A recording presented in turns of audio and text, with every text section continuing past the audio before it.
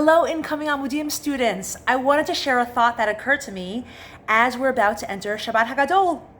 Shabbat Hagadol, that great Shabbat that comes right before Pesach, goes against the pattern of standard Shabbatot.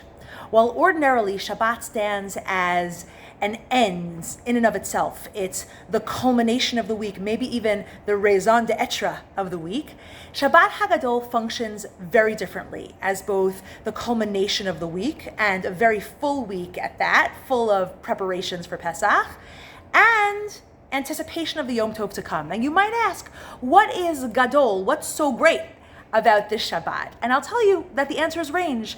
Some, like the Shulchan Aruch and the Mishnah Brura, say that Shabbat Hagadol was a miracle day on which Bnei Israel chose the lambs that would be used for the Karban Pesach without incurring the wrath, the ire of the Egyptians who venerated the symbol of the lamb.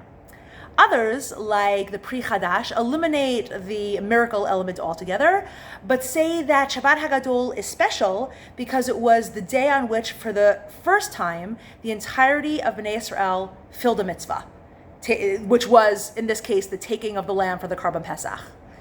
Another explanation is associated with the Haftorah that we read on Shabbat Hagadol, which is from the very last parak of Sefer Malachi, which in turn is the very last section of Nevi'im.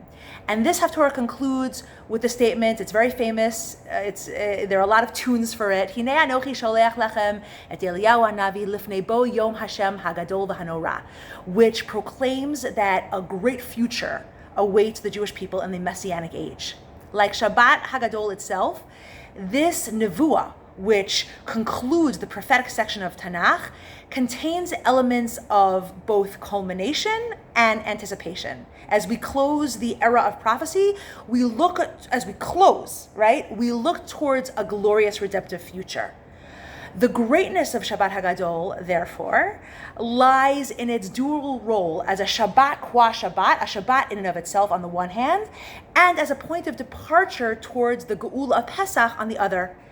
And it recently occurred to me that in this way, it mirrors the space that a lot of you guys are in right now.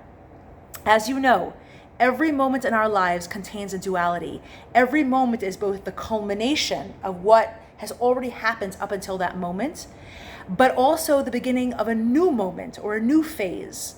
And you're all about to experience one of the major changes in your life, going from high school or adolescence to adulthood, and going physically from an environment that's undoubtedly familiar and comfortable to you to a brand new setting, both in terms of what you're going to be doing on the day-to-day, which is like nothing you've done before, and where you'll be doing it at Amudim, which is a place like none you've ever experienced before. Each milestone, including this one that you're about to enter, brings with it everything that you have brought with you up until that point, and simultaneously opens up a new chapter full of excitement and anticipation and the thrill and the fear of stepping into the unknown.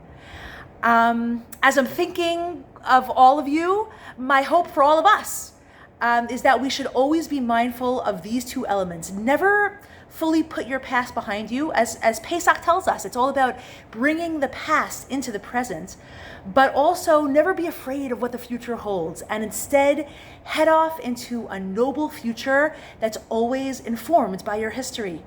I really, really can't wait to be on the journey with you next year in Jerusalem. And I'm wishing all of us Lashana Haba Yerushalayim and a Chag Kasher V'Sameach.